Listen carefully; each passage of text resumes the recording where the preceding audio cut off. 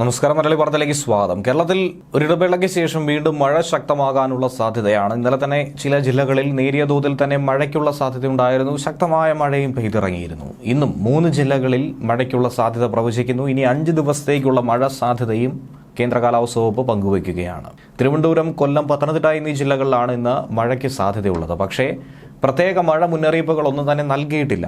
ഇനിയുള്ള ദിവസങ്ങളിൽ പല ജില്ലകളിലായി നേരിയ മഴയ്ക്ക് സാധ്യതയുണ്ടെന്നാണ് കേന്ദ്ര കാലാവസ്ഥാ വകുപ്പിന്റെ മുന്നറിയിപ്പ്. നാളെ, അതായത് 6-ാം തീയതി തിരുവനന്തപുരം, കൊല്ലം, പത്തനംതിട്ട, ആലപ്പുഴ, കോട്ടയം എന്നീ ജില്ലകളിൽ നേരിയ മഴയ്ക്കുള്ള സാധ്യതയുണ്ട്.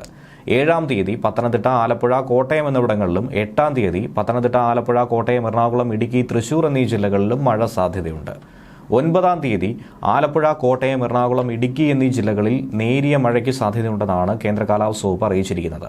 എന്നാൽ കേരള, കർണാടക, ലക്ഷദ്വീപ് തീരങ്ങളിൽ ഇന്ന് മത്സ്യബന്ധനത്തിന് തടസ്സമില്ലെന്ന് കേന്ദ്ര കാലാവസ്ഥാ വകുപ്പ് അറിയിച്ചിട്ടുണ്ട്.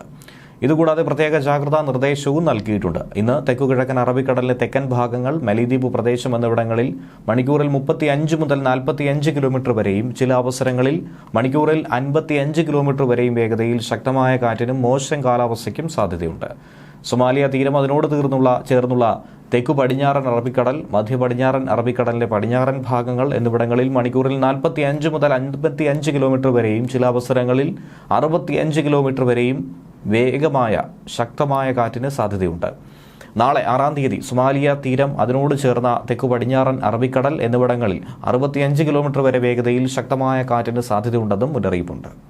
ന്യൂസ് ഡെസ്ക് മലയാളി വാർത്ത.